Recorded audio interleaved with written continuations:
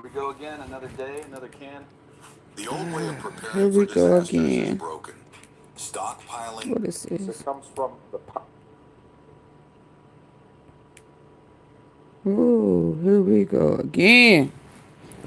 I have a challenge for you. I want to know... I think he was at a rally today for the Democrats. Come in, hitting the like button. Come in, hitting the like button. Let me repeat. Come in, hitting the like button. Come in, hitting the like button. Oh, Trump to the dump, dump, dump. His ass is in trouble. Ooh, wee. Trump to the dump, dump. Yep. What is this one? Donald. Oh, little dump in trouble.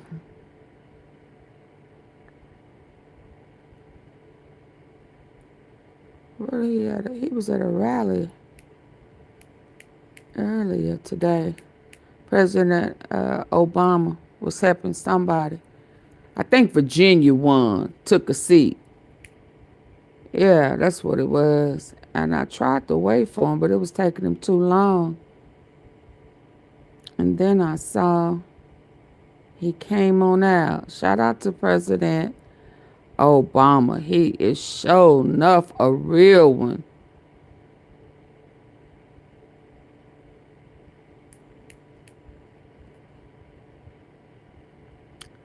Now we're going to listen to, what happened to it?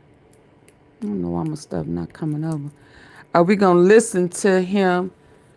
He's going to explain to us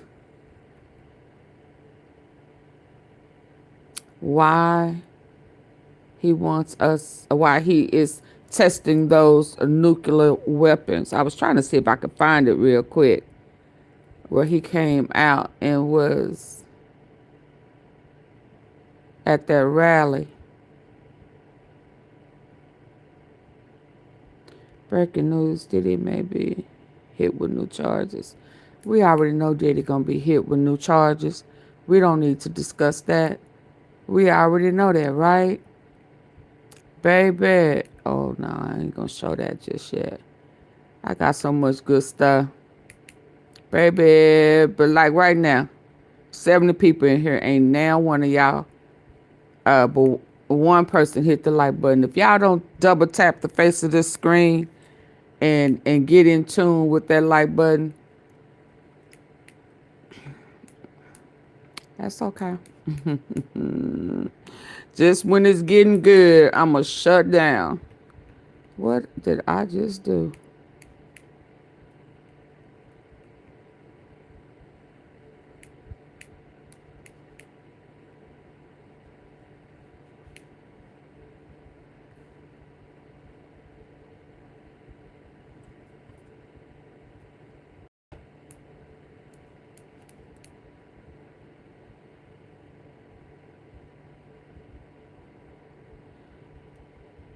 Y'all ready to hear about these nuclear with Russia?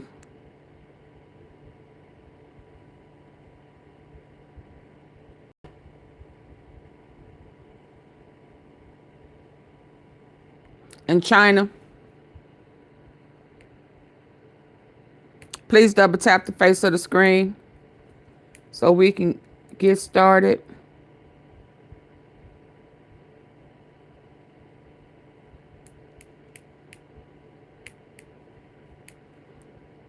Shout out to President Obama for keeping us informed with what they don't want us to know. You understand? They want to be able to pull the wool over our eyes and not tell us the truth and mislead us and feed us a bunch of ookie wookie. Hey, Mimi. Hey, Janet. My fellow Americans, folks, I come to you today not as a former president, not as a politician, but as a citizen. As a father, as someone who just like you woke up to news that feels like a heavy weight on my chest, news that I truly hoped I would never hear in my lifetime.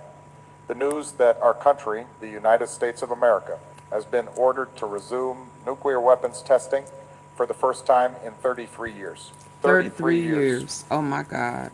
Think about that. For more than 3 decades through Democratic and Republican administrations, through 33 times of years. peace and times of tension, we understood something fundamental.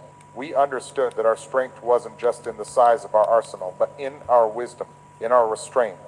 We understood that true leadership, American leadership, meant leading the world away from the brink of self-destruction, not racing toward it.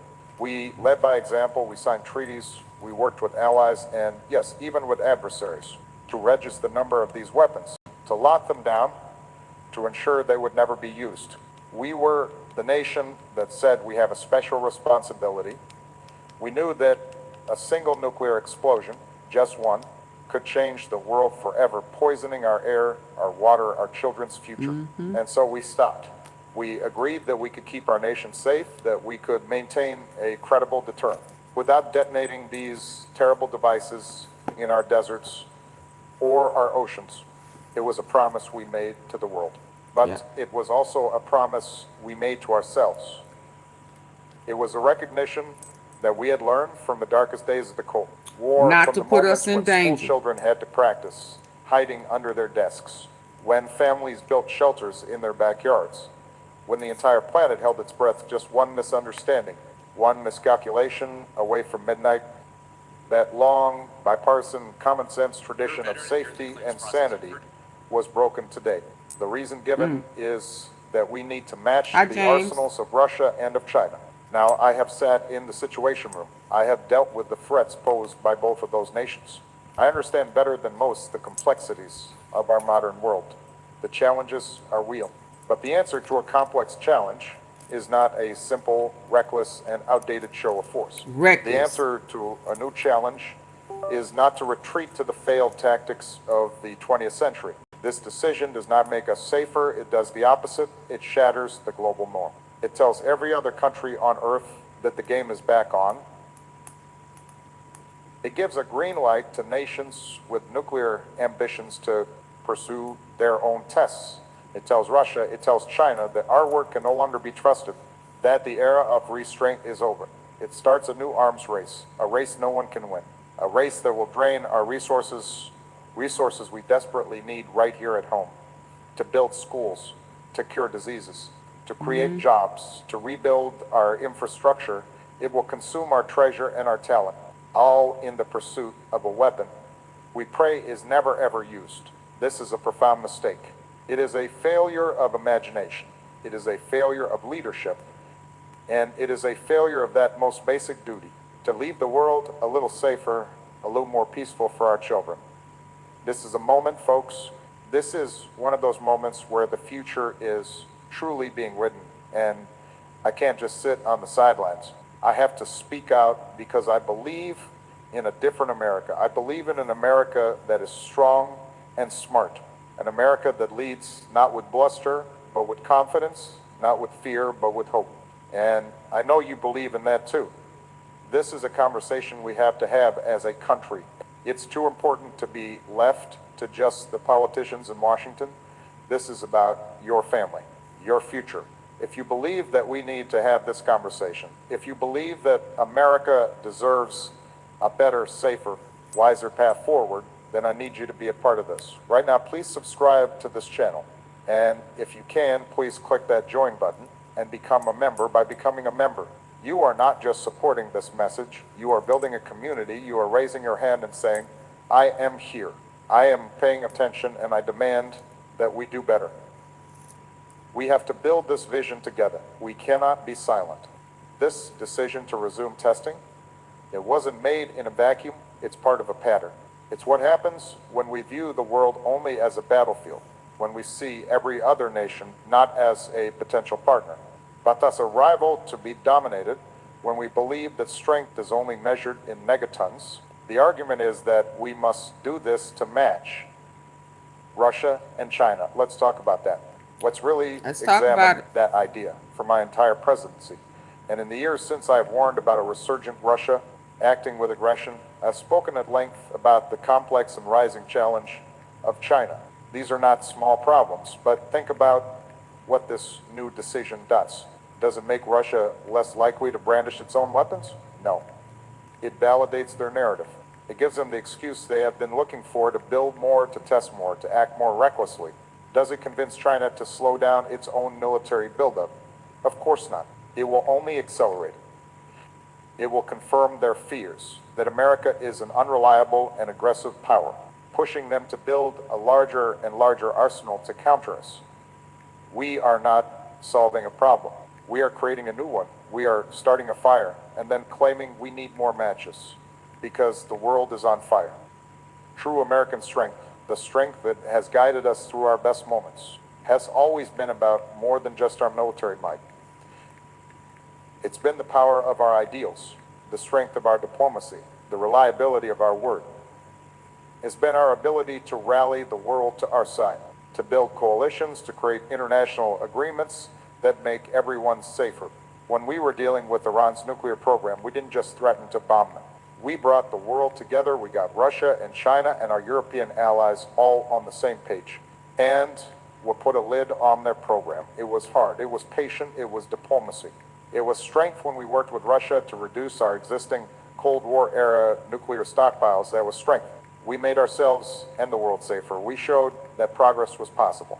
What we are seeing today is the opposite of that. It is the easy, lazy, and dangerous path. It is the path of unilateral action. It is the path of might makes right. It is a rejection of patience, a rejection of diplomacy, and a rejection of the very idea that we can build a more peaceful world. And what about the world we are creating? What about our allies? Think about Japan. Think about South Korea. They live every day under the shadow of a nuclear North Korea. And they have relied on America's promise, our nuclear umbrella, for their security. They have done so without building nuclear weapons of their own. Our promise, our leadership, is what has kept the peace. Now, when they see America breaking its own 30-year moratorium, when they see us acting erratically, what message does that send to them? It sends a message of doubt. It creates a terrible pressure. It will start a conversation in those countries and in many others about whether they too need to build their own bomb. This one decision could unleash a domino effect, a cascade of proliferation that we will not be able to control. This is the very definition of making ourselves less secure. This is not America first. He's saying that we America will not alone. be able to control. Diplomacy. It was strength when we worked with Russia to reduce our existing Cold War era nuclear stockpiles. That was strength. We made ourselves and the world safer. We showed that progress was possible. What we are seeing today is the opposite of that. It is the easy, lazy, and dangerous path. It is the path of unilateral action. It is the path of might makes right. It is a rejection of patience, a rejection of diplomacy, and a rejection of the very idea that we can build a more peaceful world. And what about the world we are creating? What about our allies? Think about Japan. Think about South Korea. They live every day under the shadow of a nuclear North Korea. And they have relied on America's promise, our nuclear umbrella, for their security. They have done so without building nuclear weapons of their own. Our promise, our leadership, is what has kept the peace. Now, when they see America breaking its own 30-year moratorium, when they see us acting erratically, what message does that send to them? It sends a message of doubt. No longer have integrity. It will start a conversation in those countries and in many others about whether they too need to build their own bomb. This one decision could unleash a domino effect, a cascade of proliferation that we will not be able to control. This is the very definition of making ourselves less secure. This is not America first. This is America alone. And an America that is alone in a world where more and more countries have nuclear weapons is an America in profound and more. My. You know, you have to be careful what you speak, even though you know. Oh, so it almost feels like he's setting us up. We're gonna be alone, so no allies. You know, you are burning bridges with our allies that have been there based on the U.S. integrity, the White House integrity, our promises that have been kept. Now they can't trust it. And then you have our military on U.S. soil going against U.S. citizens. So you're starting wars and you are striking matches. And so they're not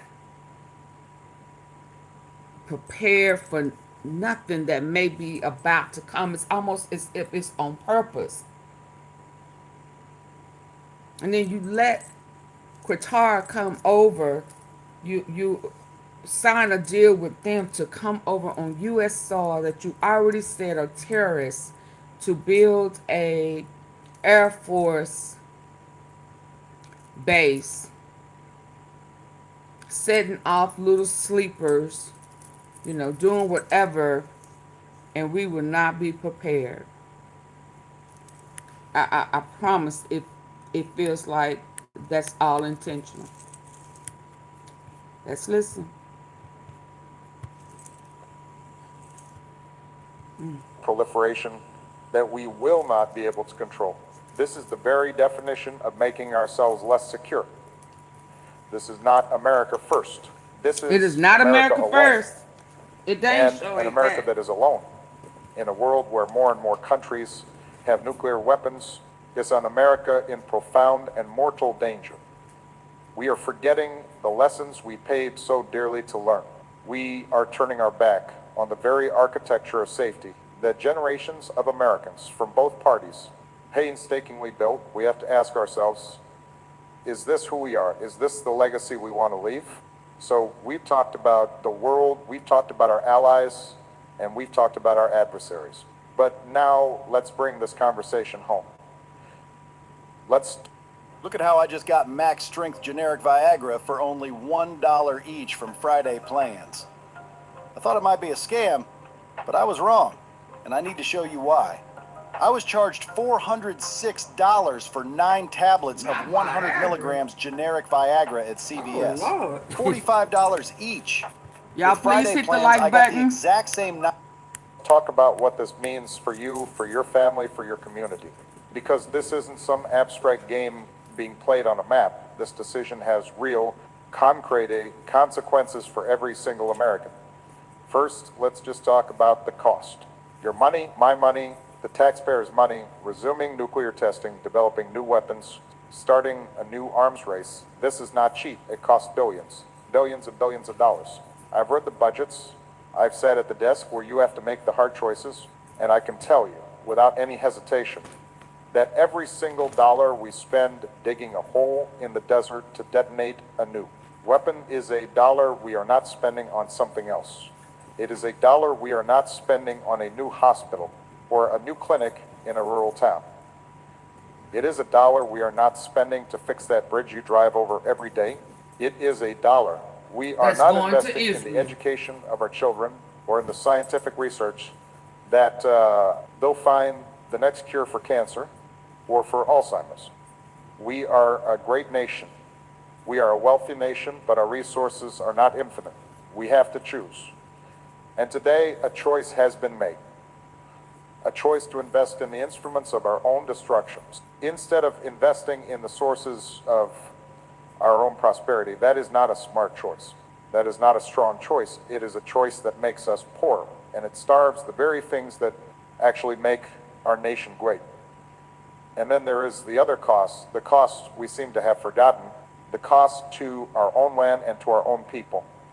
For the decades that we did this, from the 40s all the way to 1992, we left scars on our own country. In places like Nevada, in the American West, we left a legacy of sickness. We left families who lived downwind from these tests, who breathed the air, who drank the water, and who paid a terrible price. We called them the downwinders. Their suffering was real. Their patriotism was used against them. We poisoned our own earth. We poisoned our own citizens. It was a dark and painful chapter in our history. And for 33 years, we as a nation agreed never again. We said we had learned, We said we had found better, safer, and smarter ways to ensure our security. This new order, this decision to go back, it risks reopening those wounds. It threatens to repeat those same mistakes. It treats our own beautiful land not as a home to be protected, but as a laboratory. It treats our own citizens as disposable. This is not a theoretical debate. It is not about numbers in a ledger. It is about real people, real families, real health, real lives. When I spoke in Prague all those years ago, I said clearly that I believed in a world without these weapons. I said that America, as the only nation to have ever used one, has a moral responsibility to lead the way. That wasn't just a nice phrase in a speech. It was a statement of belief. It was a promise to our children. It was a commitment to the hard work of generations. This decision today is an abandonment of that responsibility. It is a failure of our moral imagination. It is a message to the world that we would rather live in fear than do the hard, patient work of building a world of peace. That is not the America I know. And that is not the America we should accept. Look, let's be very clear about something. Nobody in any capital around the world can strong the strength of America's nuclear arsenal. We have the most powerful, the most sophisticated deterrent in the history of the world. It is not in doubt. Our allies know it. Our adversaries know it. We have spent decades and hundreds of billions of dollars ensuring its safety and its reliability without detonating new tests. We do this through science. We do this through advanced computer simulations. We do this through the incredible patriotic work of our scientists and our engineers at our national laboratories. They are the best in the world, and they have told us year after year, administration after administration, that our stockpile is safe, it is secure, and it is effective. So this decision to resume testing is not based on a new scientific need. It is not based on a new sudden failure in our existing arsenal. It is based on a feeling. It is based on a desire to look tough, a desire to put on a show. But true strength, real American leadership is not about putting on a show. It's not about bluster. It's about making the smart decision, the wise decision, even when it's the quiet one.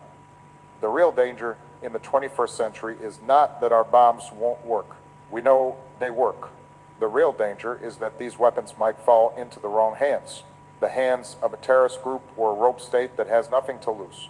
The real danger is miscalculation. A general in Moscow or in Beijing or even in Washington misreading a signal, seeing a new test and thinking an attack is coming, and then launching their own weapons in what they believe is self-defense. That is the nightmare scenario. That is how the world ends. And this new arms race that we are in, this new era of testing, it makes both of those scenarios more likely, not less. When we, the United States, break the global norm, when we restart testing in 33 years, we'll lose our moral authority. We lose our standing to tell other nations, you cannot have these weapons. You must not test. We cannot lead the world in non-proliferation if we are the ones leading a new wave of proliferation. It is like a parent telling their children not to smoke while lighting a cigarette. It does not work. The world sees the hypocrisy, and the entire world becomes more dangerous because of it. You deserve better than this. We all do. We deserve leadership that understands that true security comes from more than just the number of explosions we can create. True security comes from the strength of our economy. It comes from the education of our people. It comes from the health of our families. It comes from the power of our ideals and our ability to inspire and lead the world, not just frighten it. It comes from the strength of our democracy. Right here at home, that is what keeps us safe. That is what makes us a beacon to the world. We are spending our energy, our money, and our moral authority on the wrong things. We're looking backward to a dark and fearful past instead of building a brighter, more hopeful future. We are better than this, I know we are. So what is the better approach? What does a stronger, smarter, and more confident America do? Well, first, we don't act out of fear, we act with confidence. We have to be confident enough in our own strength, our military strength, our economic strength, and the strength of our values, that we don't need to prove it by blowing things up in the desert. We don't need to thump our chests. A truly strong nation is a truly calm nation. A truly strong nation is one that is willing to sit down and talk. The better approach is to lead, actually lead. Instead of tearing up the old rule book, we should be the ones, the new one. We should be the nation calling for new talks with Russia and with China. At the head of the table, working to create new agreements for the 21st century. Agreements that cover new types of weapons, that create new systems to check on each other, that build trust. Step by difficult step, that is hard work. It is much harder than just giving an order to start testing. It takes patience, it takes persistence, it takes, frankly, a kind of courage that we are not seeing. And the second part of that better approach is right here at home. If we are really in a new competition, if the challenge is truly to keep America as the world's leader, then the real competition isn't measured by the number of nuclear tests we conduct. The real competition is in our classrooms. It's in our laboratories, it's in our factories. The real competition is about who is going to have the best educated kids, who is going to invent the next life-saving medicine, who is going to build the clean energy technologies that will power the entire planet. That is the race we need to be winning. So let's take those billions and billions of dollars that would be spent on this new arms race, and let's invest them right here. Let's invest them in our communities. Let's hire more teachers. Let's pay them what they're worth. Let's make sure every child in this country, from the inner city to the rural town, has access to a world-class education. Let's fund the research that will cure diseases. Let's rebuild our country, our roads, our bridges, our water systems. Let's build the high-speed internet that connects every home. That is strength. That is how you make America strong. That is how you secure our future. You build your people up. You invest in your own country. You don't just pour money into a hole in the ground. You lead by the power of your example. You lead by showing the world that a free people, a democratic nation, can solve the hard problems. You lead by showing restraint. You lead by being the nation that keeps its word. You lead by being the nation that solves problems instead of just creating new ones. This other path, the path of loud noises and big explosions, it's an illusion of strength. It's a performance. It's a distraction from the real hard work that we need to be doing. We are a nation that can do hard things. We have proven that time and time again, but we have to choose to do them. We have to choose to be our best selves. And this decision, this path, it is not our best. It is a step backward into a darker time that we all thought we had left behind. Now, I want to be clear. This decision, it's troubling, it's deeply troubling, but it is not a surprise. It is not a single isolated mistake. It is instead a symptom. It is the latest and one of the most dangerous results of a larger pattern, a larger idea that has taken hold in our leadership. It is what happens when we start to believe that the world is just a dark zero-sum game, a game where for America to win, everyone else must lose. It's what happens when we stop listening to our scientists, when we dismiss their warnings about our health or our planet. It's what happens when we stop listening to our diplomats, the very people who spend their entire lives learning how to talk to other countries. Emma, are you listening to the message, or are you examining him? Are you about to do exactly the same thing Trump did? Can you listen to the message? Please. We are respectfully trying to listen to what may be coming our way because of poor leadership in the White House, making deals with foreign countries instead of taking care of business in the United States. Do you understand? We don't care what he looked like. We are listening to the message. We are not listening to a clown. So please don't be a distraction. Just zip your lips, okay?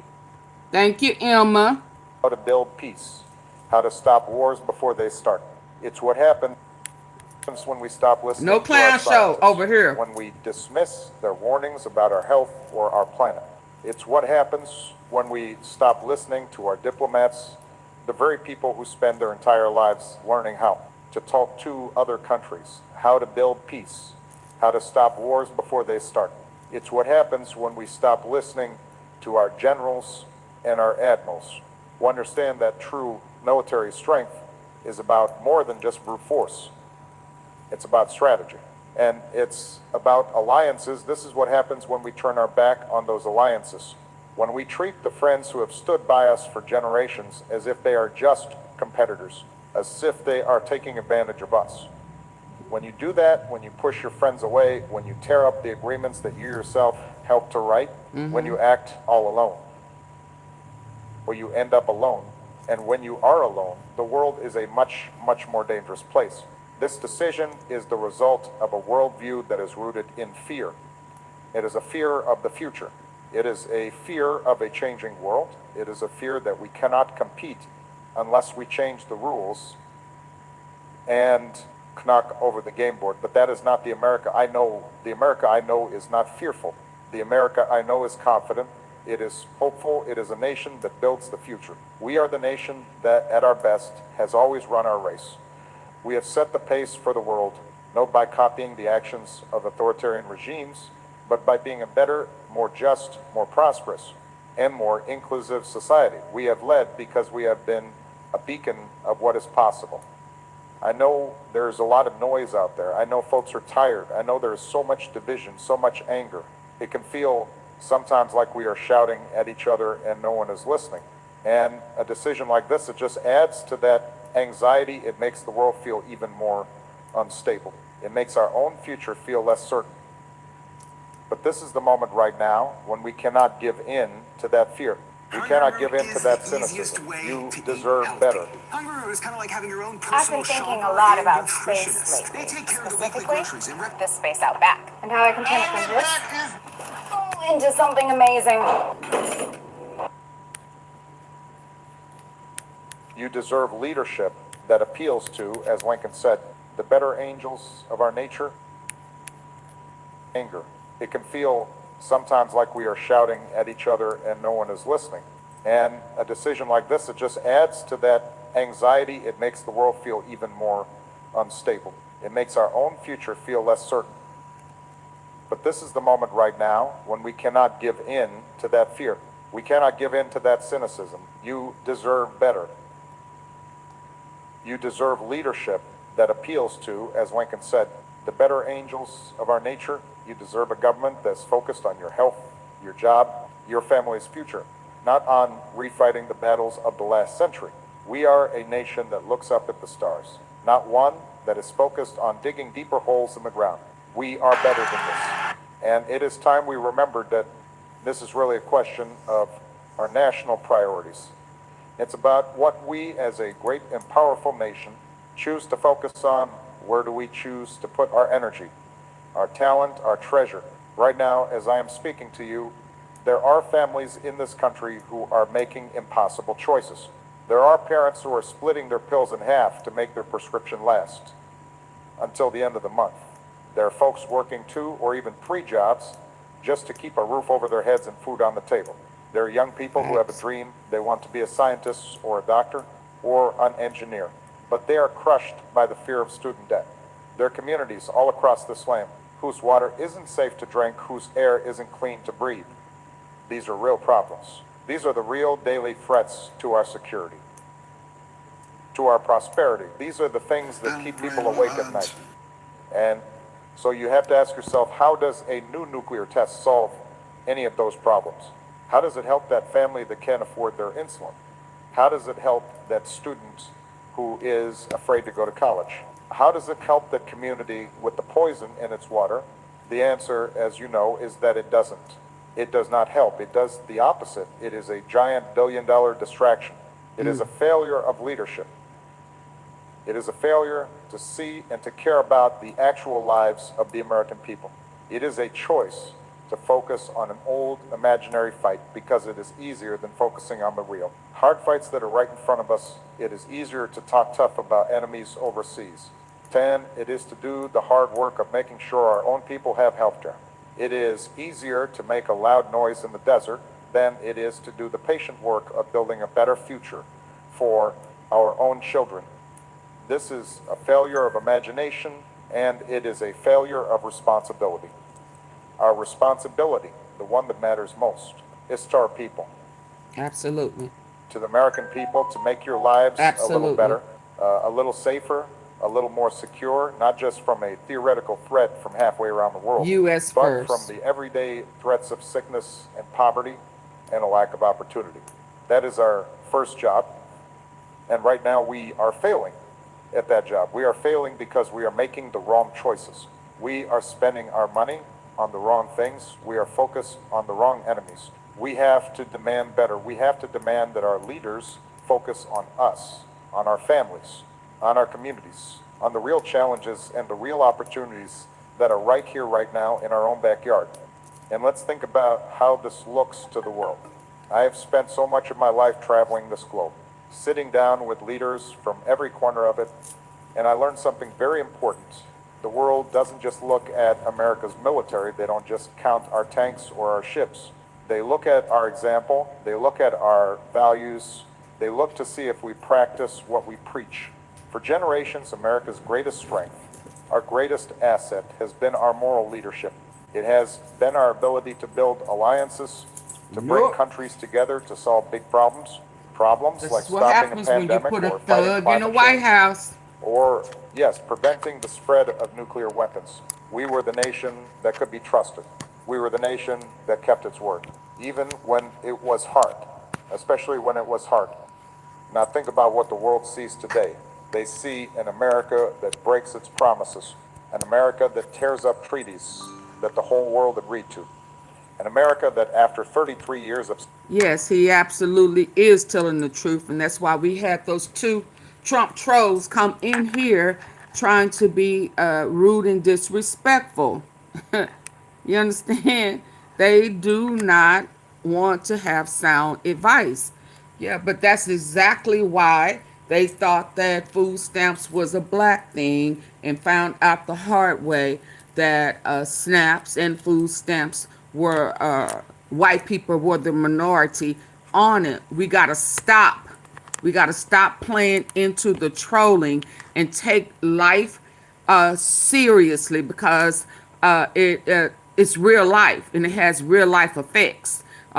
Being okay and liking that your president is a troll and he this, that, and the other, and he do what he say. He does not do what he say. And if you keep saying that, you are lying to yourself. He does not have your best interest at heart, just like he does not have the blue best interest at heart. So we got to wake up and stop playing. Wake up and stop trolling. Wake up and stop believing the hype. Okay? Understand that. Yeah. Let's go. down with leaders from every corner of it. And I No learned something integrity. very important. The world That's what I doesn't was just gonna look say. at What did the people who voted for him really expect? And he's a convicted felon. We have the nerve to have something to say about a person who may have one or two felonies, I mean. But he has 34. Oh, well, it was some female who, no, yeah, okay. So ape, raping females is okay with you? And so now when I see every day, it is somebody in the mega party, Trump organization, that is being arrested for either luring a child or aping them. So that's why is that why it's okay for him to be a convicted felon 34 times over? Because that's what y'all are accustomed to? I don't want to believe that. But if that's the reality, that's the reality. And then it makes me go back and think about a long time ago when y'all saying making America great again. So that was factored in back then. So aping somebody, taking it, forcing yourself on it, that was a part of making America great again, and y'all putting the hats on. You got people of different races who family is at war because somebody in their family had on the Making America Great Again. Now they need help with their groceries. And other family members are saying, no, you voted for this. Well, no, I mean, we thought they were talking about the black people taking advantage. Oh, okay. So you went along with it while you were still getting government assistance, thinking that we were the minority, when indeed it was the opposite. We got to stop.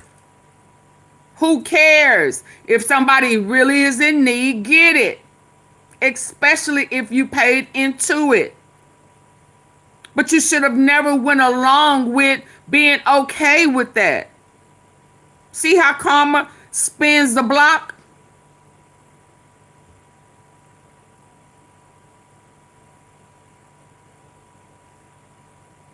Y'all remove DEI thinking that all black people was going to lose their jobs. Some did.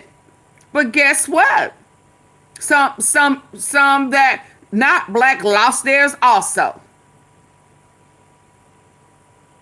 See how a heart problem can affect more than just who you think it's going to affect? We need to stop. We need to grow up, and we need to come together. We need to bring the red and the blue together and make purple, baby, because again, purple is royal. Let's go. Sick of this mess. Down with leaders from every corner of it, and I learned something Hi, very Esther. important. The world doesn't just look Hey, Purple at Flower. America's military. They don't just count our tanks or our ships. They look at our example. They look at our values. They look to see if we practice what we preach. For generations, America's greatest strength, our greatest asset, has been our moral leadership. It has been our ability to build alliances, to bring countries together to solve big problems. Problems like stopping a pandemic or fighting climate change, or, yes, preventing the spread of nuclear weapons. We were the nation that could be trusted. We were the nation that kept its word, even when it was hard, especially when it was hard. Now think about what the world sees today. They see an America that breaks its promises, an America that tears up treaties that the whole world agreed to. Hi, America Juliana. that after 33 years of stability, suddenly and recklessly decides to restart the most dangerous tests on Earth for reasons that no one can really understand. What does this do to our power? It diminishes it, it weakens us, it makes our friends, our allies nervous. They start to wonder if they can count on us. They start to Right. ask themselves, if America is this unpredictable, maybe we need to protect ourselves. Maybe we need to build our own bomb. And just like that, the world is. Thank a you. much more dangerous place. And our adversaries, the countries this decision is supposed to impress, they are not impressed. Not at They are all. delighted. They are happy to see America isolating itself. They're happy to see us making our own allies nervous. We are doing their work for them. We are making ourselves smaller. But I am not here to tell you that I have lost hope, because I have not. I have not lost hope because my faith is not in any one president or any one party. My faith is in you. It is in the American people. I do not believe this decision reflects the true character of our country. The America I know is not this fearful. It is not this reckless. The America I know is generous. It is steady. It is wise. The America I know is the one that looks at the big heart problem. And instead of just reaching for a stick, it reaches out a hand, it finds partners. It builds a solution. That is the real America. And that America is still here. It is in our neighborhoods. It is in our cities. It is in our towns. It is in each of you. This is not a time for cynicism. This is a time for citizenship. It is a time to find your voice and to speak up and to say clearly, this is not who we are. We are better than this, and we demand a better path. This is what's so deeply sad about this moment. This isn't a partisan issue, or at least it never was. For more than 30 years, this was something we all agreed on. Democrats and Republicans, we understood that when it came to these weapons, the most terrible weapons ever invented by mankind, we had to be adults. We had to be responsible. We had to put the safety of the country and the world above any short-term political gain. I was not the first president to work on this. President Eisenhower, a Republican, a five-star general, was the first to try to get a test ban treaty with the Soviets. He knew the danger. President Kennedy, a Democrat, signed the first limited test ban treaty, stopping tests in the air and under the water after the whole world came to the edge of destruction. And then President George H.W. Bush, a Republican, a man who served his country his entire life. He was the president who oversaw the last American nuclear test in 1992. He was the one who signed the law that began this moratorium, this 33-year pause. Think about that. A Republican president, a war hero, understood that our country was safer without these tests.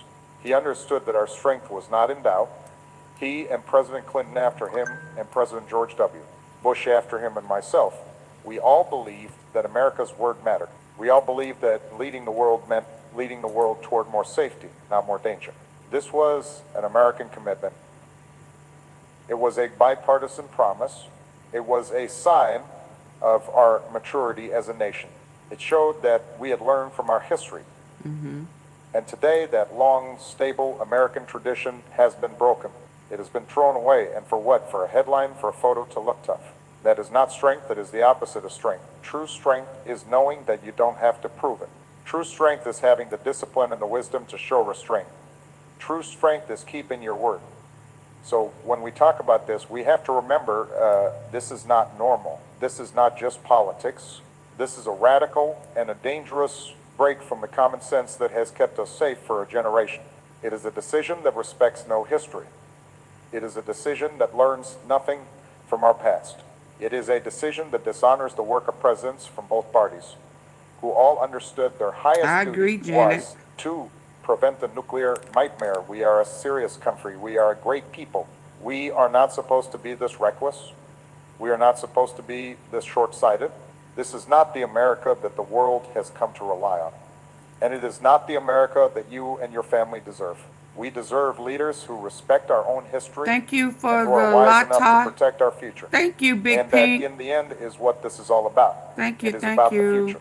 It's about the kind of world we are going to leave for our children and for our grandchildren. I think about this all the time. When I was in office and in all the years since, that is the question that guides me.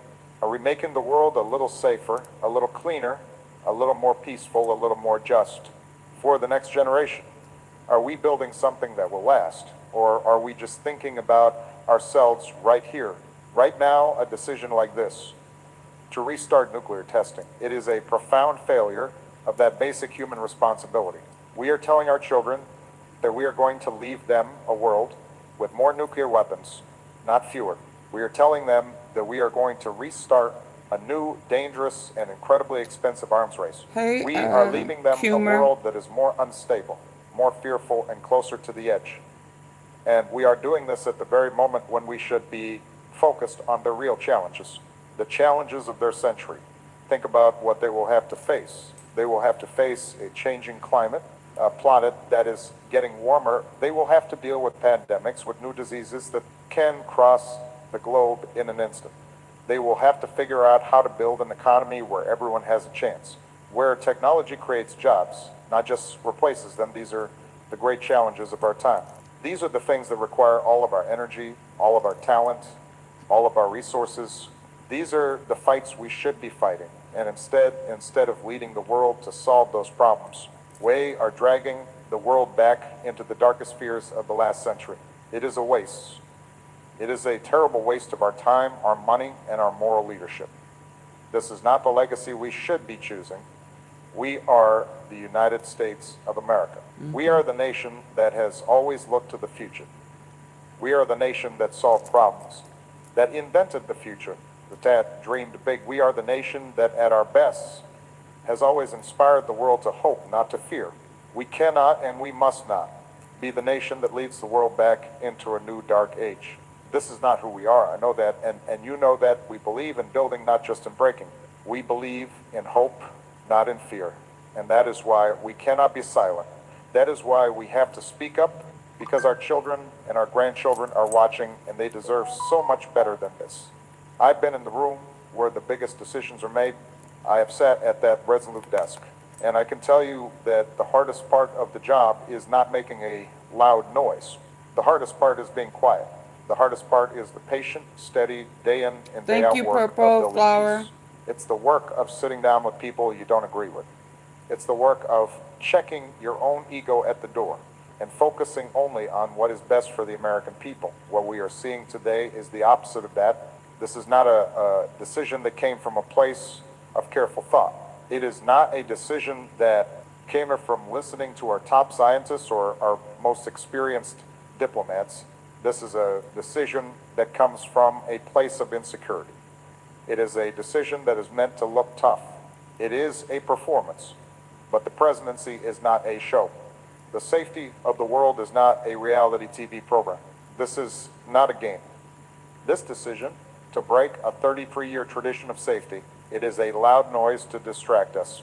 It is a distraction from the real problems we face right here at home. It is a distraction from the fact that people cannot afford their medicine. It is a distraction from the fact that our schools are struggling. It is a distraction from the fact that we have not done what is needed to take care of our own people. When you don't have a good answer for those problems, when you don't have a real plan to make people's lives better, you change the subject, you create a new enemy, you create a new crisis, you try to make people afraid. So they will look to you to protect them. But you, the American people, you are smarter than that. You can see what is happening. You know that a new nuclear test in the Nevada desert does not put $1 single into your pocket. It does not teach one single child how to read. It does not heal one single sick person. We have to be a nation that is focused on what is real, on what actually matters. And what matters is you. What matters is your family, your community, your future. True strength is not about how loud you can yell. True strength is about how many people you can lift up. True strength is about the health of your people, the wealth of your middle class, and the hope in your children's hearts. That is the measure of a nation. And on that measure, this decision does not make us stronger. It makes us weaker. It wastes our money, it wastes our time, and it wastes our moral leadership. All for a loud noise that solves nothing. We have to demand a leadership that is serious and steady and focus on the real work of building a better America. So this is a moment of choice.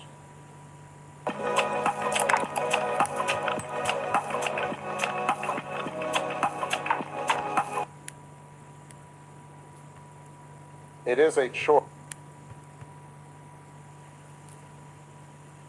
We have to be a nation that is focused on what is real, on what actually matters.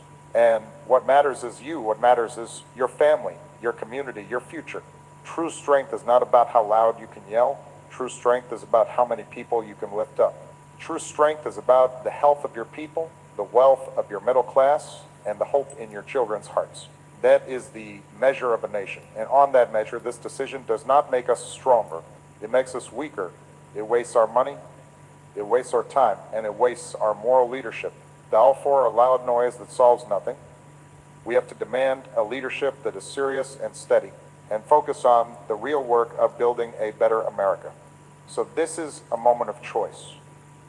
It is a choice about who we want to be. This is not about being a Democrat or a Republican. As I said, this was something we all agreed on for more than 3 decades. This is about something deeper. It is a choice between wisdom and recklessness. It is a choice between patience and panic. It is a choice between building a future of hope and retreating to a past of fear.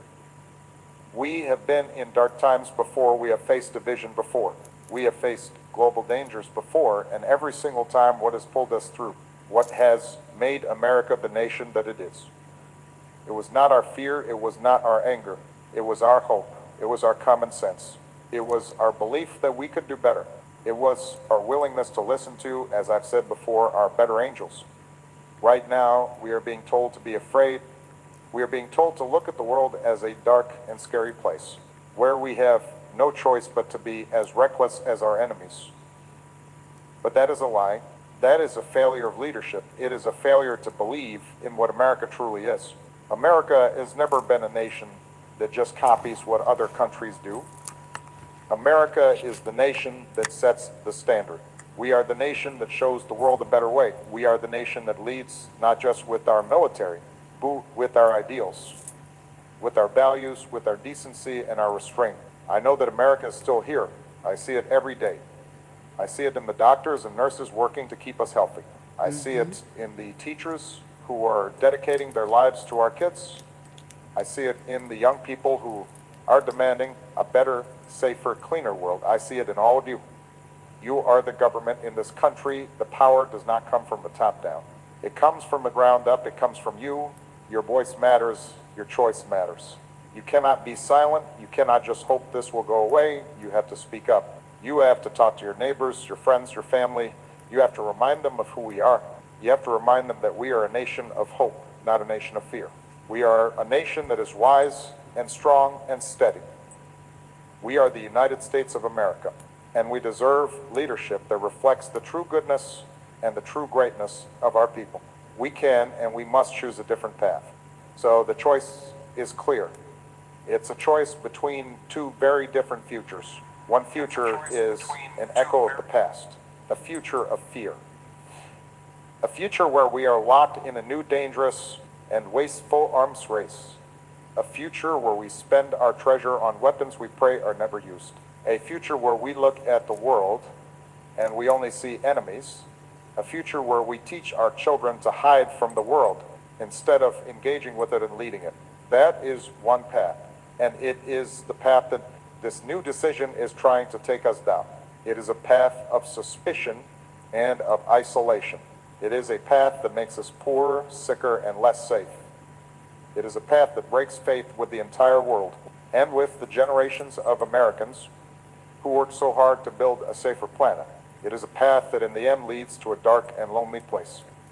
But there is another path, and this is the path I still believe in. It is a path of hope. It is a path of confidence. It is a path where we are strong enough to be wise. A future where we lead the world, not by the example of our power, but by the power of our example. A future where we invest in our own people, where our strength is measured by the quality of our schools. Note the size of our explosions, where our security comes from, the fact that our citizens have good health care and good jobs and clean air and clean water. A future where we build bridges, not just bigger walls.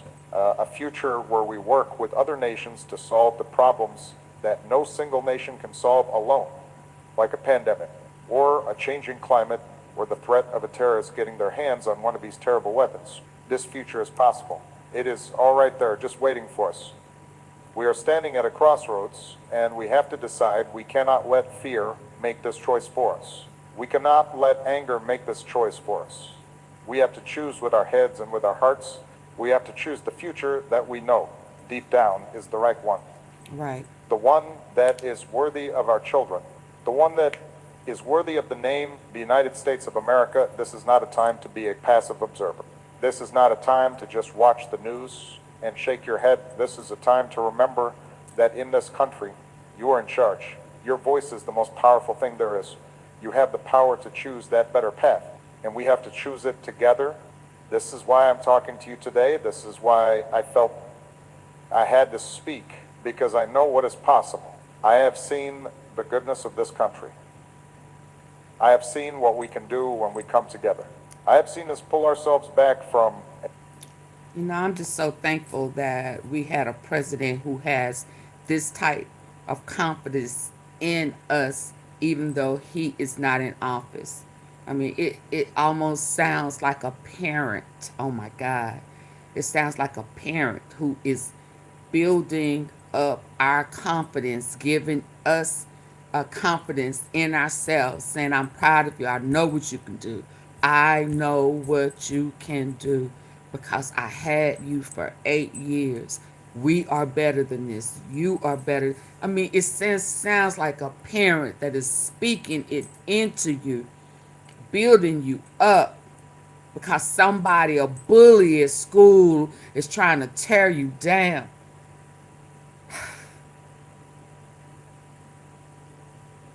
So we can do it. You can do it. I know you can.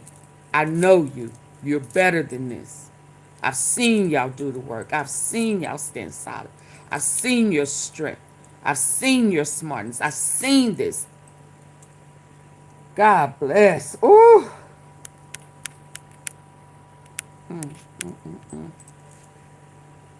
Fear make this choice for us. We cannot And he's so inclusive. Oh my God. let anger make this choice for us. We have to choose with our heads and with our hearts. We have to choose the future that we know deep down is the right one. The one that is worthy of our children. The one that is worthy of the name, the United States of America. This is not a time to be a passive observer. This is not a Oh my God. To have a president that says we need to have someone in office that is worthy of our kids.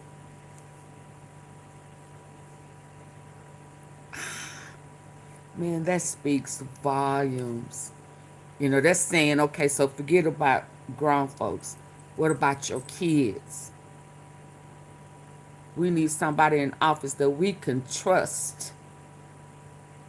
Our kids, oh my God. And I mean, Trump fan or not, let's be realistic. You cannot trust none of that with your kids. Please don't. I'm pleading for you. Please don't.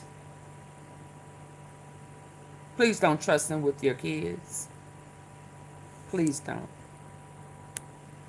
time to just watch the news and shake your head. This is a time to remember that in this country, you are in charge.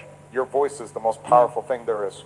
You have the power to choose that better path, and we have to choose it together. This is why I'm talking to you today. This is why I felt I had to speak, because I know what is possible. I have seen the goodness of this country.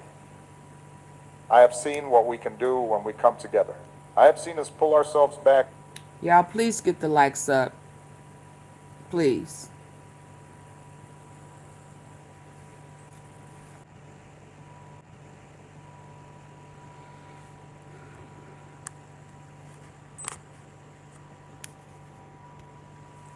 From a terrible economic crisis. I have to choose the future that we know deep down is the right one. The one that is worthy of our children. The one that is worthy of the name, the United States of America. This is not a time to be a passive observer. This is not a time to just watch the news and shake your head. This is a time to remember that in this country, you are in charge. Your voice is the most powerful thing there is. You have the power to choose that better path, and we have to choose it together. This is why I'm talking to you today. This is why I felt I had to speak, because I know what is possible. I have seen the goodness of this country. I have seen what we can do when we come together. I have seen us pull ourselves back from a terrible economic crisis. I have seen us deliver health care to millions of people who did not have it. I have seen us lead the world in an agreement to protect our planet. And I've seen us lead the world to lock down nuclear materials. Don't buy that camera that's going viral to keep burglars away. Do this instead. For only $22 a month, I got a premium home to reduce our stockpiles, to make all of us safer. I've seen what happens when we choose hope. I know that we can do it, but it does not happen on its own. It only happens because you, the American people, demand it. It only happens because you get involved. It only happens because you get registered and you get organized and you vote. Change is you. You are the change. You are the ones who have to remind our leaders of who we are and what we value. You are the ones who have to say, no, we will not go back. We will not return to a past of fear. We will not start a new arms race. We will not waste our money on weapons while our people are hurting. You have to be the ones to say, we choose a different future. We choose to invest in our children. We choose to invest in our communities. We choose to lead the world with wisdom and with strength and with our ideals. This is your country. This is your future. Do not let anyone give it away. Do not let anyone tell you that you are powerless. You have all the power, but you have to use it. So I am asking you to do something. Don't just be angry, be active, be focused. Talk about this, share this message, but more than that, get involved in your community. Find Right. out what is happening. Right. Register your friends to vote, make a plan. We have to build a movement of people who believe in common sense, who believe in... And get out early if you have to. If you get out early, check. Don't wait till the last minute. You know, be intentional. Be intentional. Be as intentional as this administration is to turn us down. As intentional as they are to bleed us all dry, to starve us all out, to take all of our jobs. Because if anybody think that their job is safe, that is being naive. So we have to be as intentional as they are and say no. No, we made a mistake. We didn't vote correctly. We had no idea that he was going to lie. You know, I eat that, own that, and fix it. Instead of saying, "Oh no, he's the best thing since sliced bread and butter." No, be honest with yourself. To thy own self be true. There was a mistake made. Fix it. And it's just that simple. Because it will affect not only you, but your kids. If you have parents that are elderly, it affects the parents. And even if you are wealthy and it's a tax break for you, what about everyone else in your family? I mean, are you that selfish and self-consumed that you don't care about the effects of others?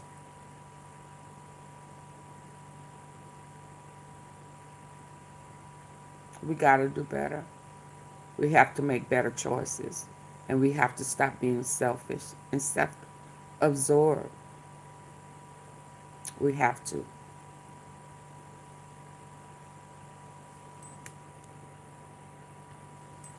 decency, who believe in a smarter, stronger, better America, an America that is not defined by its fears, but is defined by its hopes.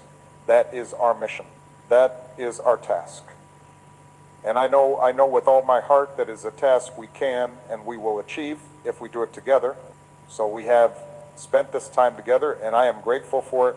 We have talked about a serious subject, a choice that has been made in Washington, a choice to turn away from 33 years of American common sense, a choice to turn back the clock to a time of greater fear, greater danger, and greater waste. We have talked about how this decision is not strength, but a performance of strength, how it is not wise but reckless. We've talked about how it takes our money, our treasure, and it spends it on the wrong things. It spends it on weapons of the last century instead of investing in the health and the education and the future of the American people in this century. And we have talked about the other path, the path of true strength, the path of confidence, the path of wisdom and patience and hope, the path where America leads the world not by threatening it, but by inspiring it. That is the America I believe in. That is the America I know you believe in. Some moms want to build income from home. They just don't want to post, pitch, or be online all the time. That's exactly. And I know in my heart that this America is not a distant dream. It is here. It is in you. It is in our neighborhoods, in our communities, in the quiet, decent, everyday acts of the American people. The people in charge, they may get lost. They may give in to fear or to anger. They may forget who we are, but you cannot. You are the guardians of our democracy. You are the source of all of our strength. My hope is not in any one leader. My hope has always been and will always be in you. You are the ones who will make the difference. You are the ones who will call our country back to its best self. But to do that, you cannot be silent. This conversation cannot end when this video is over. This must be the beginning. This must be the moment you decided to make your voice heard. So I'm asking you right now to do a few things. Please like this video. It is a simple, small act, but it tells this platform that this is a conversation that matters, that more people need to see it. Please share this video, send it to your family, to your friends. Absolutely. We have to start talking to one another again about the things that really matter. And I want you to. And that really is important. We don't have a president that talks to us. He don't talk to us at all. I mean, these last few Obama lives with him talking to us has really been helpful, very informative, educational. And it's like, oh my God, oh my God, okay, thank you, for real. And it don't matter about color, left or right. I mean, if Trump would talk to us, be honest and transparent, it would be so different. And that's just being truthful. And I don't know. It's just like, oh my God, okay. Now, okay, thank you. Thank you.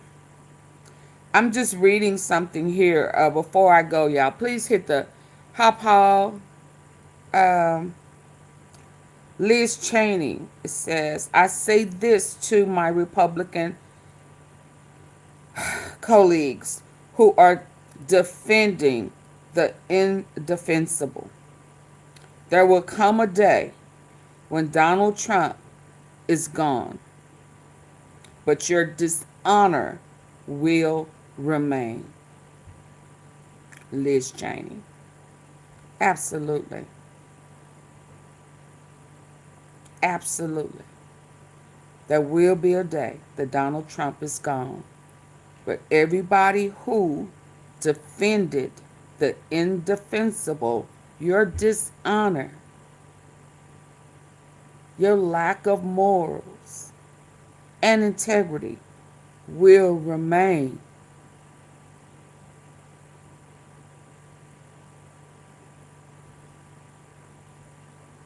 Okay, T-Sippers. I was gonna play something else, but since I can't get the likes where I need it to be, I'm gonna go ahead. I need 20 likes. Can y'all double tap the screen and hit the like button? I am so tired of having to ask more and more, but I'm gonna play it because I have gotten support today. So hold on. This is very inspiring. I think so too, Paul. I think so too. I think we needed it, and because I think we need it, I'm going to follow my heart, and I'm not going to I'm not going to do what I was about to say. So please forgive me. I want to keep the morale.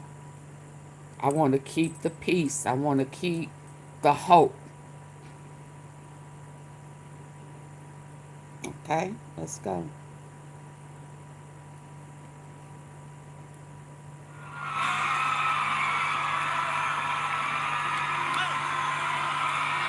Let me bring it up here. Yeah.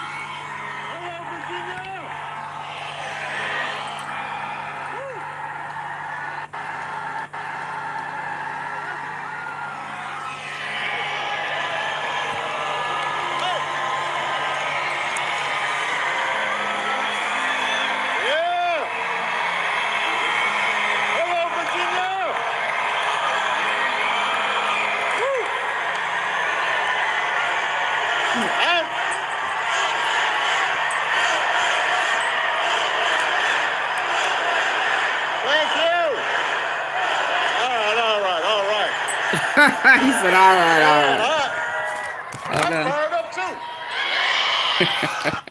Hold on. I am definitely ready to go. It is good to be back in Virginia. It's good to be back in Norfolk. I got family in Norfolk. Hold on. Last time I campaigned,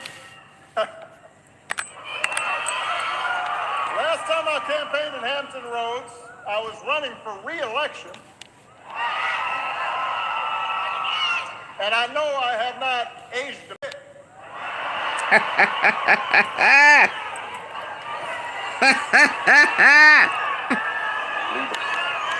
Oh my goodness. You know, it is an issue. You know, you've been around a long time when Hold on, you're y'all. in a photo line and Hold on, let me fix this. I need to put this on the big screen. Don't y'all want it on the big screen?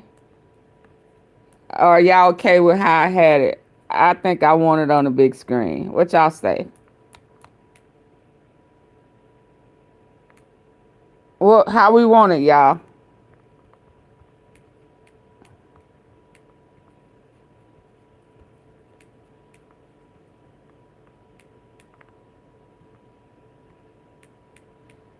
Okay, let me put it up here.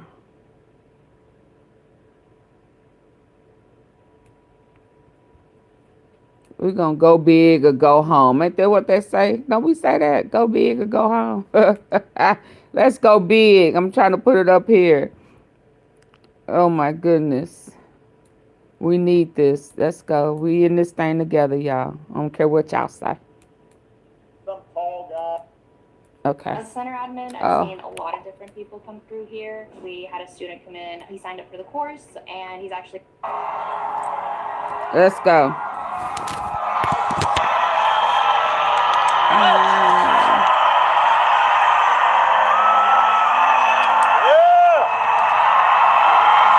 Hello, Virginia! Woo!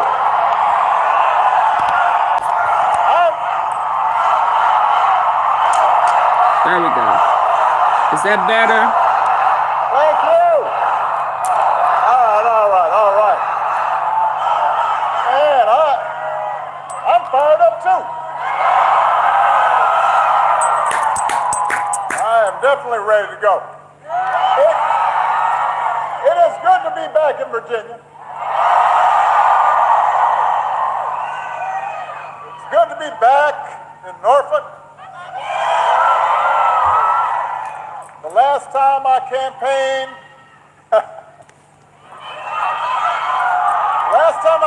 in Hampton Roads, I was running for re-election. And I know I have not aged a bit.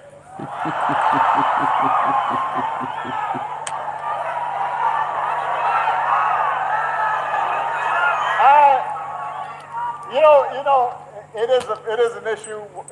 You know, you've been around a long time when you're in a photo line and some tall guy, with a beard comes up and you're taking a picture. What's your name? And then pulls out, says, "This picture I want to show you. This is you holding me as a baby." And you're all, oh man, really? I'm old. But I am here today for Thank a you. very important reason. I am here to ask you to vote for the next governor of Virginia, Abigail Spanberger.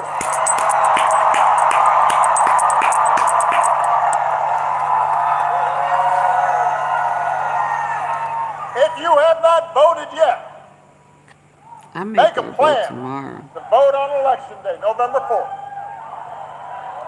Just visit abigailspanberger.com/vote. You can find out where to vote. You can also find a drop box for your mail ballot. And then you've got to get all your friends and your family to make a plan to vote.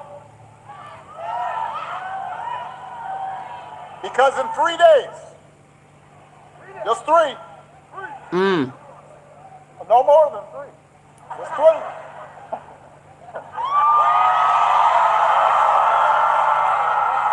In 3 days, we have a chance to elect a leader who will help build a better, stronger, brighter future for Virginia.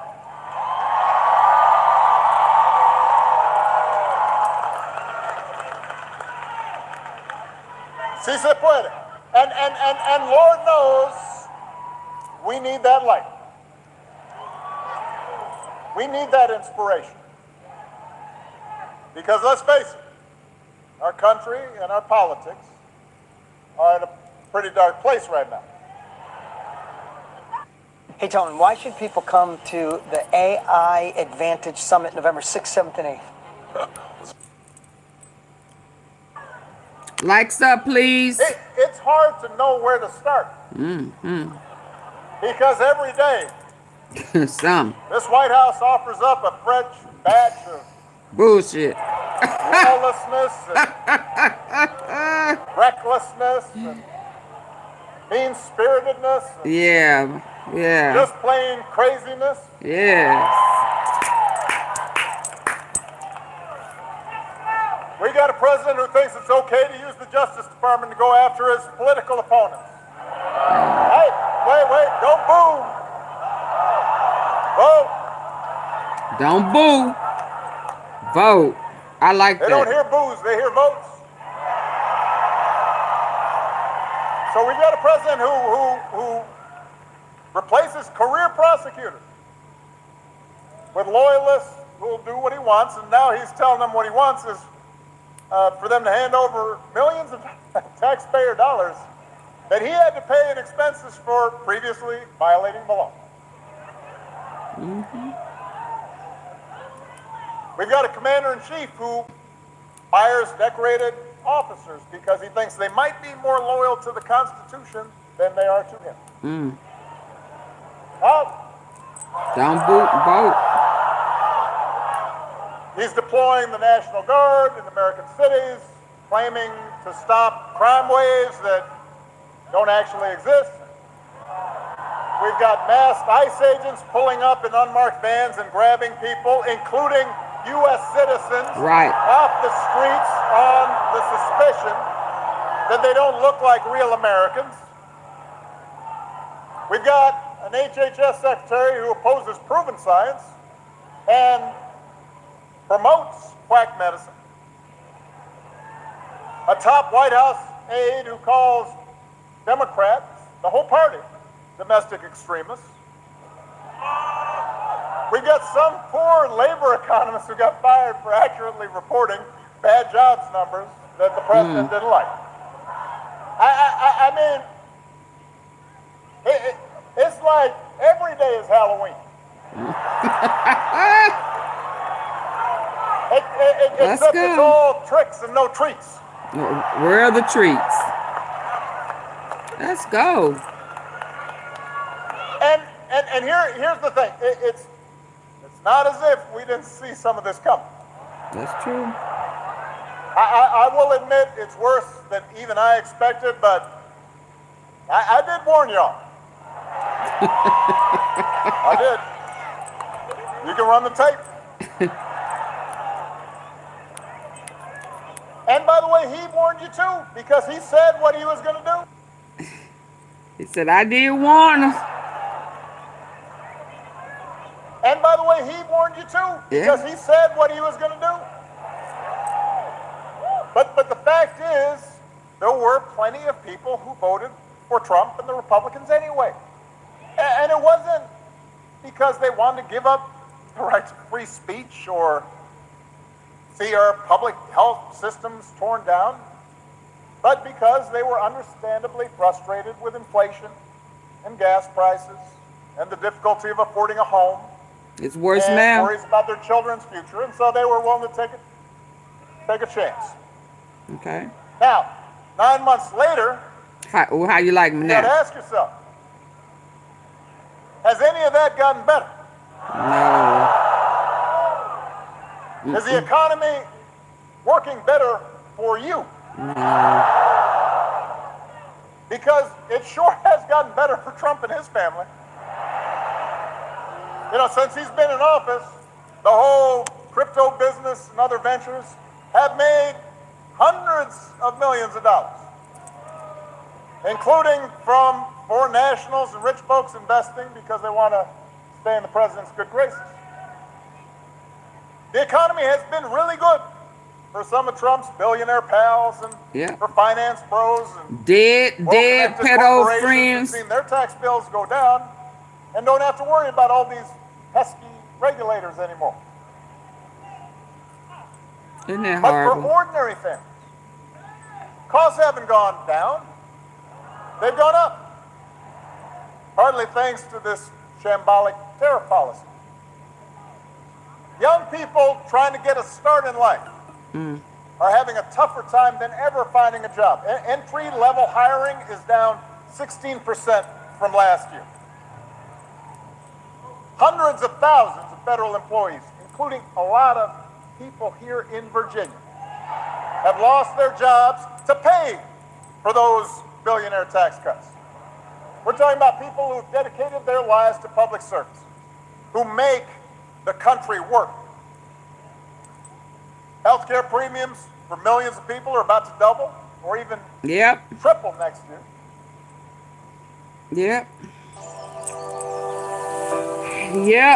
From the moment you step inside, you'll see what makes this home special.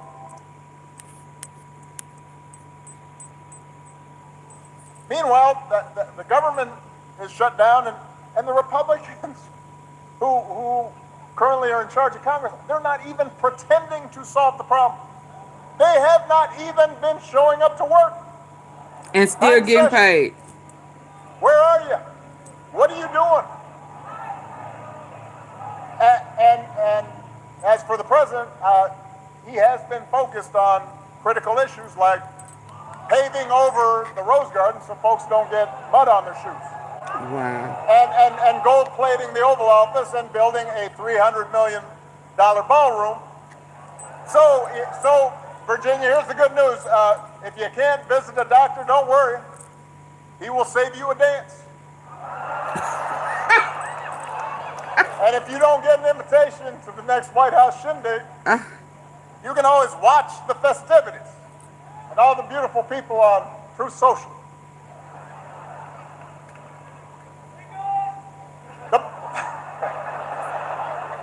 The point is, there is absolutely no evidence Republican policies have made life better for you, the people of Virginia. I mean, they've devoted enormous energy in trying to entrench themselves in power and punishing their enemies and enriching their friends and silencing their critics. They put on a big show of deporting people and targeting transgender folks. They never miss a chance to scapegoat minorities and DEI for every problem under the sun. You got a flat tire? DEI.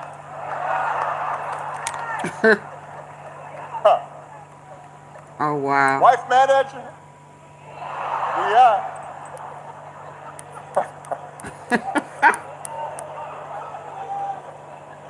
What they have. Oh, how funny. Y'all, please hit the like button. Yeah. Double tap the face of your screen, please. Scapegoat minorities and DEI for every problem under the sun. You got a flat tire? DEI.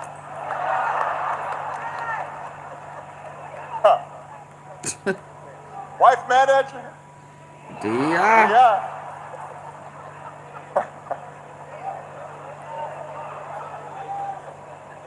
What they have not devoted energy to is helping you. They have not put forward serious proposals to lower housing costs or make groceries more affordable. They haven't improved our schools. They haven't made healthcare more accessible. They haven't shortened your commute or prepared young people for the future where AI might take their job. And all the I told y'all AI is going to take their jobs. The over-the-top rhetoric, the fabricated conspiracies, the weird videos of a U.S. president with a crown on his head flying a fighter jet and dumping poop on protesting citizens, all of that is designed to distract you Absolutely. from the fact that your situation has not gotten better. They do it so you won't notice that while they're helping the wealthiest, most powerful people in the country consolidate more wealth and more power, your bills are still going up. And you're waiting longer at airports because there aren't enough air traffic controllers. And the program helping your kid with special needs was just gutted. Sci-fi and Oh, fantasy wow. writers It was ready to just bring their worlds gutted. to Oh, life. wow. Noted Oh, is my where God. imagination meets opportunity. So that is what's happening. And the good news is there's something you can do about it. Right here, right now. Because you've got a candidate for governor who's got a track record of getting stuff done. Somebody who sees you and has been with you and knows your struggles and will fight for you every single day. Virginia, it's time to point America in a better direction by electing Abigail Spanberger as your next governor.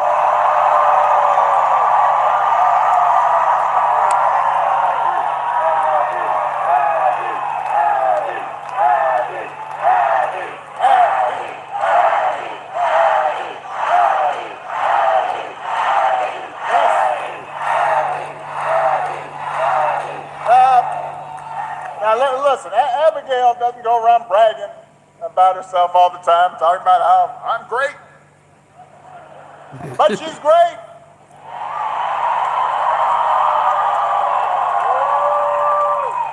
As a former federal law enforcement officer, as a CIA case officer working on counterterrorism, she knows what it takes to keep communities safe.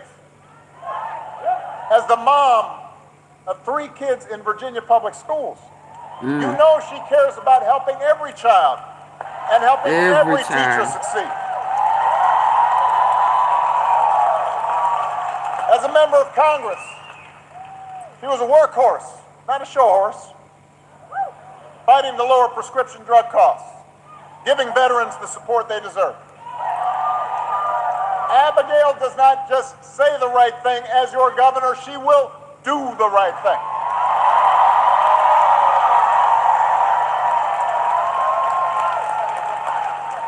She understands the government can make a difference in people's lives by educating our kids for the jobs of the future, keeping our air and water clean, protecting consumers from fraud and dangerous products, providing a safety net for seniors and folks with disabilities, investing in the infrastructure and scientific research that drives economic growth.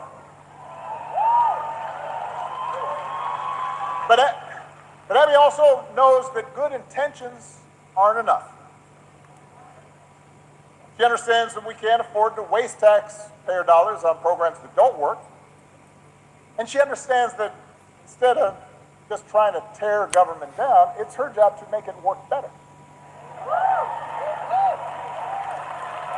But Abigail has real, practical plans to grow the economy and strengthen Virginia's schools and lower the cost of everything from housing to health care to energy. And she is willing to reach across the aisle to make it happen.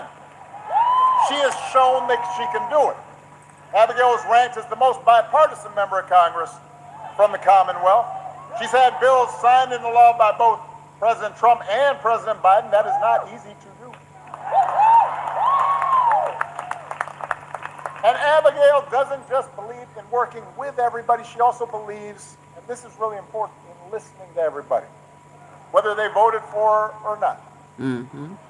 Because she knows that if we want to make progress on the things that we care about, we have to be able to disagree without calling each other nasty names or demonizing each other.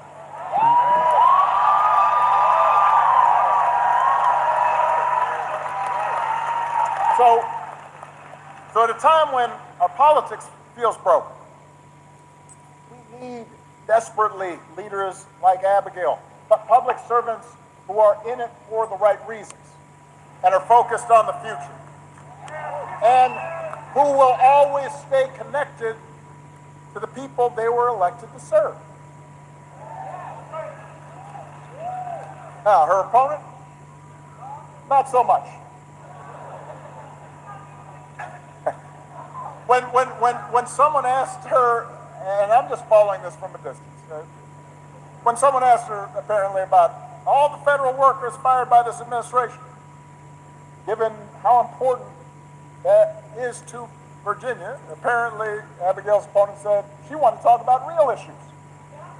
Didn't understand why these job cuts are, quote, a huge thing. Now, I don't know about you.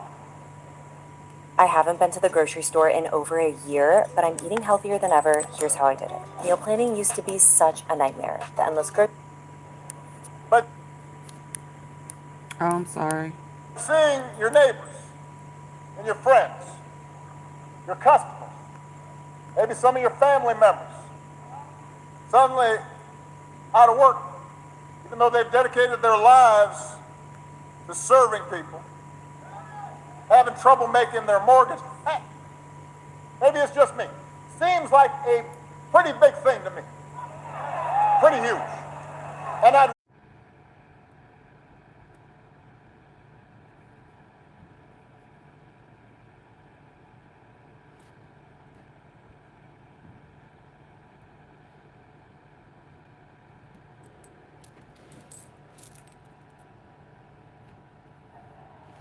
She's praised the Republican tax law that would raise the cost of health care and housing and energy here in Virginia.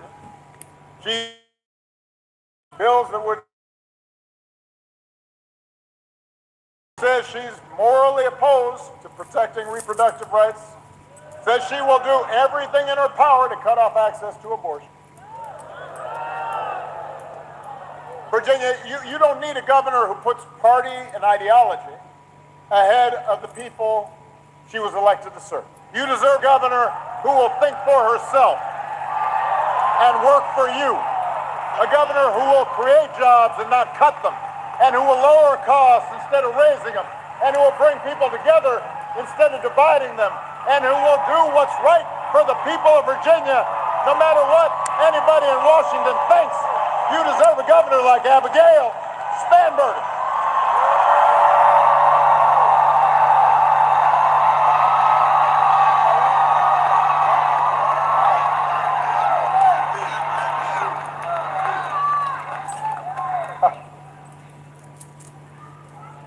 Because I'm going to bring it down here for a second.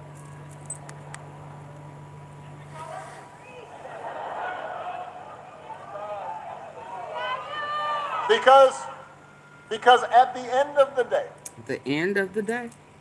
what this election's about, what politics in a democracy is always about, Ooh. values. Have you ever felt a sense of awe Oh my when you are in goodness. the We presence just of something so big and so beautiful? He is so missed. I don't care What what do we care nobody about? say. What do we believe? What do we prioritize? What are our core convictions? You know, a lot of people have asked me lately whether I'm surprised by the direction the country's taking. And even though I am the hope and change guy,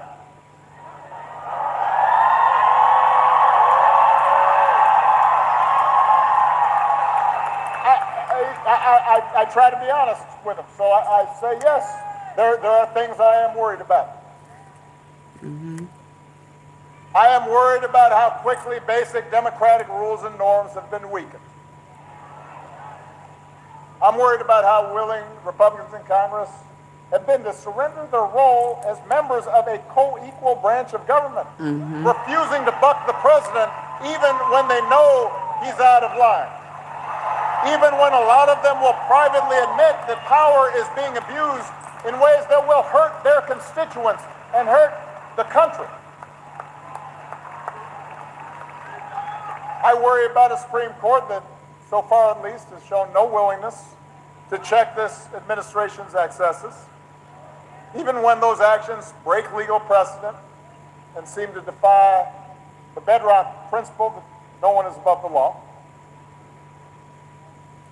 I worry about the growing concentration of economic power in this country, with just a handful of mega billionaires and companies controlling what we see and what we hear. And I worry about how much that economic power distorts the political process. I worry about how readily not just business leaders, but others with influence, in law firms and universities, have been willing to bend the knee to this president's autocratic impulses to avoid retribution or protect profits or simply Protect to avoid profits. controversy. And I worry sometimes how we've come to accept this as normal. But what I also tell people when they ask me about this, what I also try to remind them, is that America's always had competing stories about who we are and what this nation stands for. The first story says, we the people, just means some of us. Okay. That in order to qualify, you have to be the right color, or come from the right family, or worship in the right way, or have enough money. It says that even though we got rid of a king, there's still a caste system in America, a pecking order of who makes decisions and who obeys, who gets opportunity and who is obliged to serve.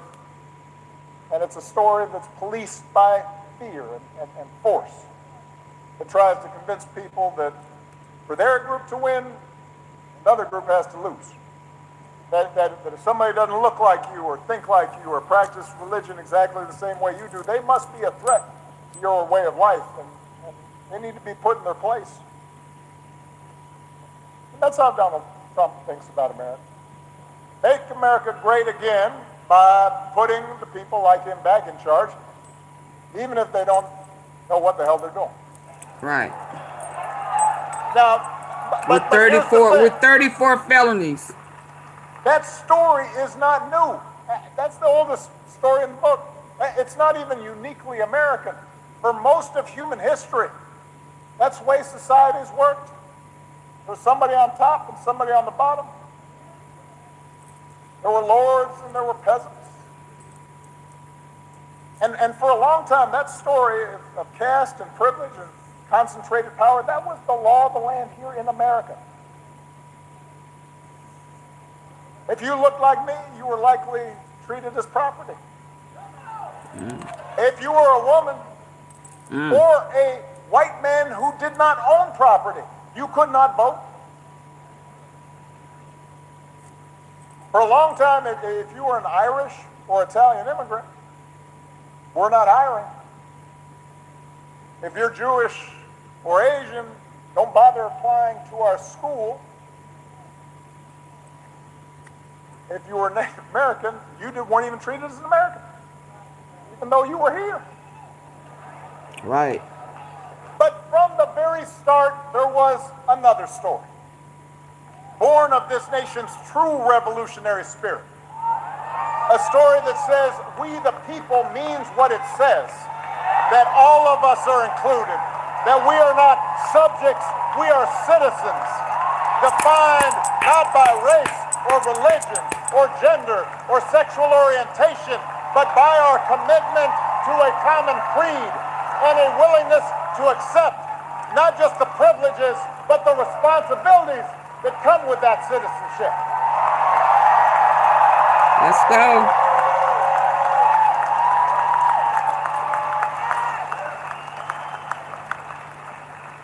That's what made the American experiment unique. That's what made us special. What makes Cable Dahmer Chevrolet driven to be better. It's not just about cars, it's about. And through generations of struggle and sacrifice, through the faith of abolitionists and the struggle of suffragists, through a civil war and civil rights protests, through union organizing drives and government reforms and investment in public education, we moved closer to those founding ideas. And in the process, we inspired the world. And that's the story I believe in, Virginia. I believe in an America in which we all deserve equal protection under the law and nobody is above the law. I believe in an America where every child has a chance at a good education and anybody who's willing to work and find a job or start a business and make a decent living. An America where opportunity isn't just reserved for those who were born into privilege or happen to have the right connections. I believe in an America where we don't fear each other, but look out for each other. And if we want that story to continue, if we believe in that better story, we need leaders who believe in it too. We need leaders who will tell the truth and who will take responsibility and tackle hard problems and bring people together instead of tearing them apart. We need leaders who won't serve bosses in Washington or big corporate donors, but instead will serve the people who put them there. Virginia, we need leaders like Abigail Spanberger.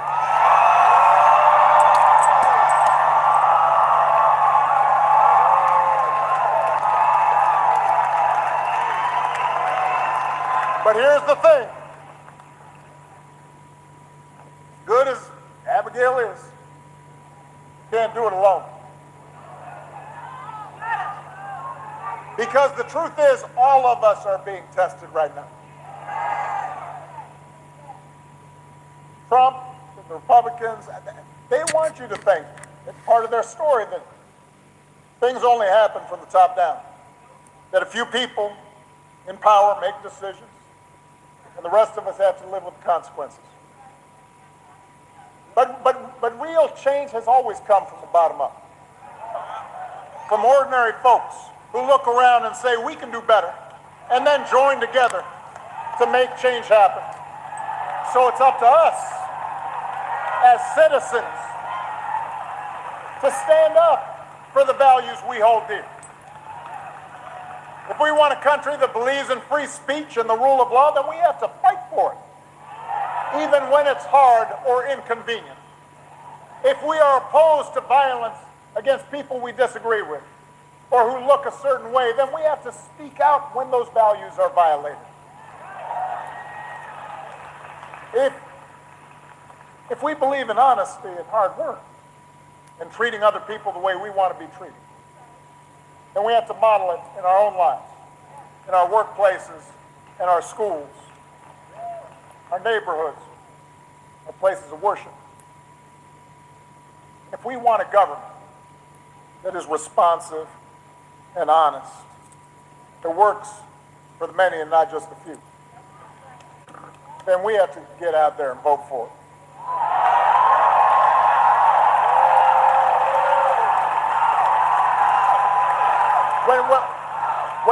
When I think back to a year ago, I remember talking to some people, even some folks who were friends of mine, who would say, you know what, this election doesn't matter all that much. That whoever the next president ended up being, it wasn't going to matter to them. If nothing else, the last 9 months should have cured us of that idea. Absolutely. Because the stakes are now clear. Absolutely. We don't need to speculate about the dangers to our democracy. Let's hear that one more time for the ones in the back. Whoever the next president ended up being, it wasn't going to matter to them. If nothing else, the last 9 months should have cured us of that idea. Because the stakes are now clear. We don't need to speculate about the dangers to our democracy. We don't need to wonder about whether vulnerable people are going to be hurt. Or ask ourselves how much more coarse and mean our culture can become. We've witnessed it. Elections do matter. And they matter for you. People in power may be counting on your citizens. They want you to think there's nothing you can do. Nothing to stop them. Because they know it, once that thought worms into your head, they've won. If there's one thing history has taught us, it is the most important office in democracy is not president or even governor, it's the office of citizen. We all have more power than we think. How is that? And he wasn't the last president. So if you believe in that better story of America, do not sit this one out. Vote for leaders like Abigail who believe it too. Leaders who care about your freedoms and will fight for your rights and who will go to work every day to try to make your life just a little bit better. And then get your friends and family members, your neighbors and co-workers to vote too. Because if we do that, not only will we elect Abigail Spanberger your next governor.